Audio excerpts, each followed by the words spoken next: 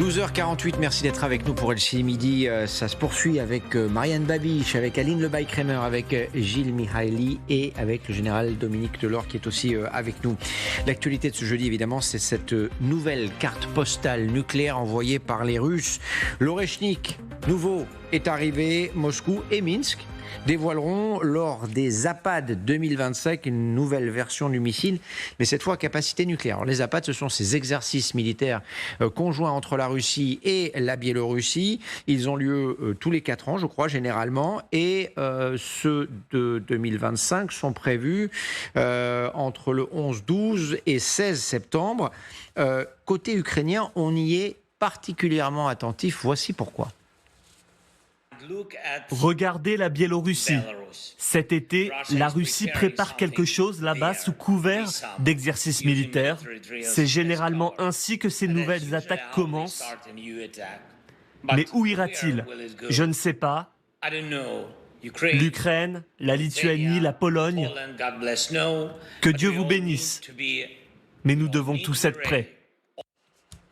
Voilà, on imagine évidemment que les satellites qui survolent la région sont extrêmement attentifs à ce qui est en train de se passer au rassemblement de troupes. Est-ce qu'il est imaginable, envisageable? On vient de dire que les Russes ont du mal, ils avancent certes dans le Donbass, mais ils ont quand même du mal à progresser rapidement. Est-ce qu'on peut imaginer qu'à l'issue de ces exercices, ou que ces exercices soient une préparation pour aller vers la Pologne, les Pays-Baltes ou que sais-je encore? Malheureusement, tout est possible. Je me rappelle bien quand j'étais à Kiev en février 2022, avant l'attaque, juste une semaine avant l'attaque, et il y avait justement les exercices, les entraînements militaires côté Biélorussie, côté la Russie, et il y avait quand même cet air un peu glaçant. Tout le monde se demandait qu'il y avait justement des rumeurs, des menaces, mais tout le monde se disait mais c'est pas possible que la Russie puisse attaquer l'Ukraine. C'est impossible, c'est irréel.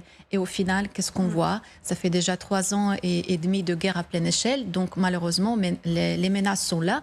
Et de plus, ils l'ont déjà quand même prononcé et exprimé dans leurs médias, dans leurs propos, concernant les pays baltes, par exemple, qu'ils veulent aussi sauver et protéger la population russophone. Et ils utilisaient cela comme prétexte également pour attaquer l'Ukraine.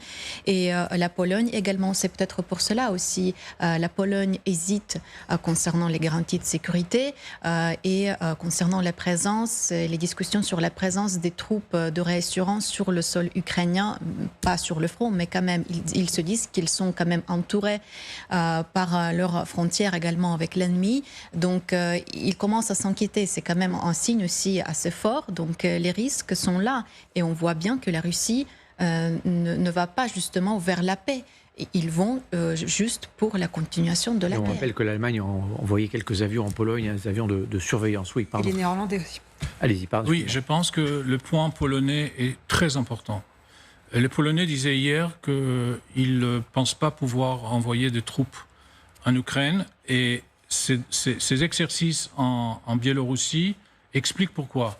Les Polonais en longue frontière avec la Biélorussie, les Polonais sont aussi chargés de sécuriser les passages terrestres entre la Pologne et les pays baltes, qui se trouvent entre la Biélorussie, à mon avis, c'est Grodno, et Kaliningrad.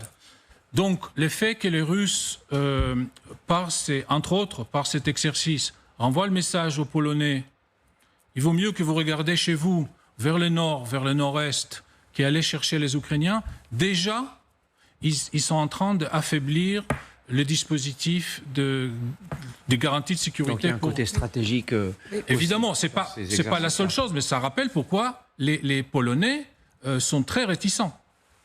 Les Néerlandais ont annoncé la livraison de 2 Patriotes ces dernières heures et l'envoi de 300 soldats justement pour sécuriser et la Pologne, mais et le hub, enfin le chemin d'approvisionnement militaire vers l'Ukraine. Mais il y a à cet endroit-là évidemment d'énormes inquiétudes. Et pour rebondir sur ce que disait Marianne, oui, avant le déclenchement de l'invasion à grande échelle de la Russie en Ukraine, à cet endroit très exactement de la carte en Biélorussie, oui, tous les regards étaient là, et il y avait aussi des voix qui disaient ils vont envahir, ils vont les Américains en l'occurrence, et même les Ukrainiens ont hésité. On se souvient que Volodymyr Zelensky avait eu ses doutes. Oui. Lui disait non, ils ne vont pas envahir. Parce que c'était inimaginable, y compris sur la question strictement collective de ce continent, qu'on laisse faire aussi, et qu'il y aurait forcément une réaction. Ça dit beaucoup, effectivement, sur nos rapports à la guerre et à ce qui est possible et pas possible. Au cœur de cet exercice, donc ça c'est important, c'est aussi pour ça qu'on voulait vous en parler, il y a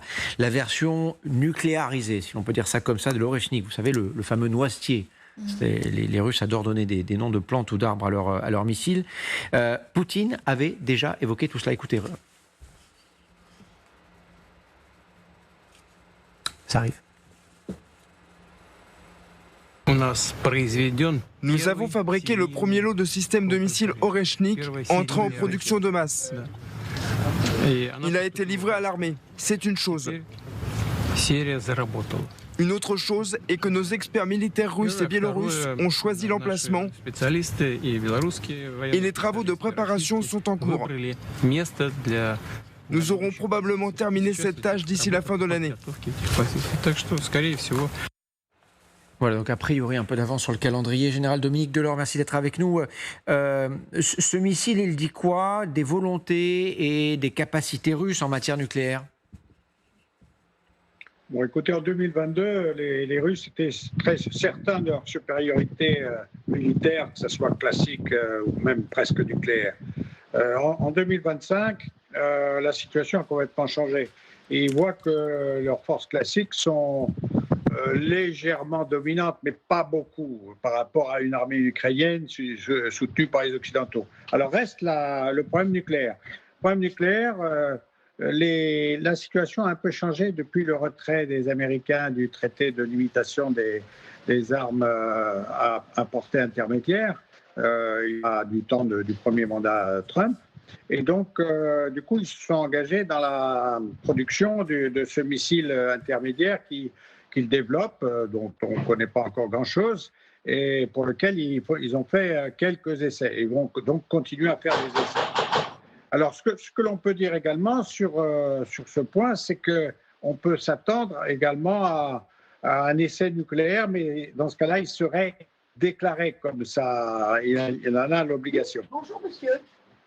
Merci beaucoup, Général. J'aimerais vous montrer les toutes dernières réactions. On est en train de les recevoir du ministère russe des Affaires étrangères, avec deux idées à retenir. D'abord, la première, la voici: le déploiement d'un contingent européen en Ukraine serait inacceptable. C'est ce que dit Sergueï Lavrov. Est-ce que ça vous étonne? Évidemment, on est dans la logique de négociation, logique russe, depuis le début des pourparlers de cette nouvelle phase diplomatique qui s'est ouverte en Alaska. Ce n'est pas étonnant du tout, et de plus, il y avait déjà plein d'autres choses qui étaient inacceptables et étaient exprimées comme des lignes rouges pour l'administration russe. Même en commençant par les gilets pare-balles. Je me rappelle, par l'aide militaire, les premières armes qui étaient envoyées à l'Ukraine, c'était vraiment considéré comme la ligne rouge, comme un prétexte pour l'escalade et pour vraiment le début de l'attaque sur les pays européens, les pays occidentaux. Et ils exprimaient cela comme un prétexte qu'ils ont vraiment le droit de rentrer en guerre. Et il y avait d'autres lignes rouges, comme les tirs, par exemple, sur les territoires occupés. L'Ukraine a quand même démontré aussi, en quelque sorte, la destruction d'un certain mythe russe, de la grande armée invincible russe, avec l'opération de la région de Koursk, il faut le rappeler, ce qui était l'été dernier. C'était la ligne rouge pour les Russes aussi. Mais apparemment, il n'y avait pas quand même de réponse si grave et si dramatique avec lesquelles ils nous menaçaient. Ils ont fait venir des soldats nord-coréens pour les aider à repousser les Ukrainiens dans cette région russe de Koursk. Alors, ce que disent aussi les Russes par la voix de leur ministre des Affaires étrangères, vous le voyez, l'Ukraine n'est pas intéressée par un règlement juste et durable. Alors, la phrase entière est intéressante. Le régime ukrainien et ses représentants montrent avec toute évidence qu'ils ne sont pas intéressés par un règlement juste et durable. C'est encore une fois une inversion totale du narratif. Et c'est leur spécialité. Et ça peut rendre fou. D'ailleurs, ça a failli rendre une partie du monde fou. On est en train de réfléchir dans la logiciel qui est perverti et renversé tout le temps. C'est épuisant, mais heureusement, il y a des gens qui ont parfaitement l'habitude. Le renversement premier, c'est qu'il y aurait une solution extrêmement facile et rapide de mettre fin à la guerre. Ce serait que la Russie arrête de tirer et de tuer des Ukrainiens. Et ça pourrait prendre 24 heures, le temps de faire bien passer c'est la consigne sur toute la ligne de front. Mais ça, ce serait le plus... Les Russes ne sont absolument pas intéressés par la sécurité de l'Ukraine. Ce n'est pas leur sujet. Après, ils vont ça, ils le disent. Voilà. Ce qui nous intéresse, c'est notre sécurité. Ce n'est absolument pas le sujet, mais c'est le renversement de tout, de l'agresseur, de l'agression, de qui veut la paix, pas la paix. Voilà. Et donc, c'est attention à ne pas devenir fou. Ça peut. C'est un des risques à écouter trop la propagande du Kremlin. D'où cette question, comment négocier dans ces conditions ? Il faut d'abord comprendre quels sont les enjeux. Depuis samedi, on nous dit qu'il y aura un accord de paix sur 2 piliers, concession territoriale côté ukrainien, garantie de sécurité côté russe. Là, Lavrov dit non, il n'y aura pas de garantie de sécurité. Et non, la guerre n'est pas sur le Donbass. On aura toujours des choses à régler avec l'Ukraine, même si les Ukrainiens nous donnent tout ce qu'on exige aujourd'hui au niveau territorial. Donc ça veut dire que nous ne sommes pas dans une négociation de paix, mais nous sommes dans un effort diplomatique de faire en sorte que les Américains lâchent les Ukrainiens pour permettre aux forces terrestres aériennes russes de finir la guerre plus vite.